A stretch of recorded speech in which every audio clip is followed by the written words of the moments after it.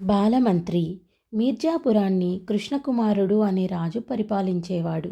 అతడు ఏ పనిని సాధ్యమా కాదా అని ఆలోచించకుండానే తనకు తోచిన విధంగా మంత్రులకు భటులకు ఆజ్ఞలు జారీ చేసేవాడు.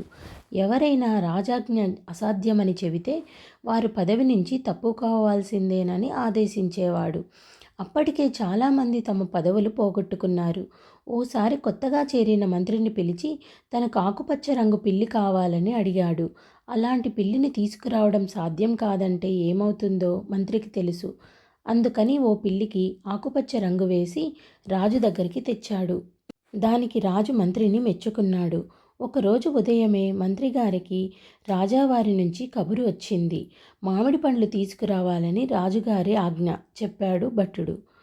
వర్షాకాలంలో మామిడి పండ్లు ఉండవు, లేవని చెబితే రాజుగారికి కోపం. పెద్ద చిక్కే వచ్చింది అనుకున్నాడు విచారంగా మంత్రి. అంతలో మంత్రి కుమారుడు తండ్రి దిగాలుగా ఉండడం చూసి, ఎందుకంత విచారంగా ఉన్నావు అని అడిగాడు. విషయం చెప్పాడు తండ్రి. కాసేపు ఆలోచించిన మంత్రి కుమారుడు, నాన్న, నువ్వు ఇంటి దగ్గరే ఉండు, రాజుగారికి మామిడి పళ్ళు నేను తీసుకెళ్తాను అని బయలుదేరాడు. మంత్రి కుమారుడు రాజు దగ్గరికి వెళ్ళి మామిడి పళ్ళ కోసం వెళ్ళిన తన తండ్రికి వడదెబ్బ తగిలి మూర్ఛపోయాడని, ఇంట్లో విశ్రాంతి తీసుకుంటున్నాడని చెప్పాడు. ఇది వర్షాకాలం, అసలు ఎండలే లేవు. మీ తండ్రికి వడదెబ్బ తగలడం అసాధ్యం. నువ్వు చెబుతున్నది అబద్ధం, కోపంగా అన్నాడు రాజు.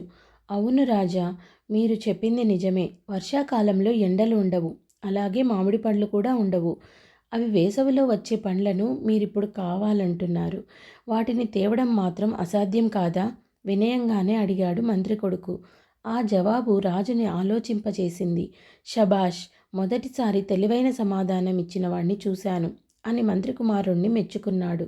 అంతేకాదు, రాకుమారుడితో సమానంగా విద్యల్లో శిక్షణనిప్పించే ఏర్పాటు చేసి భవిష్యత్తులో మంత్రిని చేసేందుకు నిశ్చయించాడు.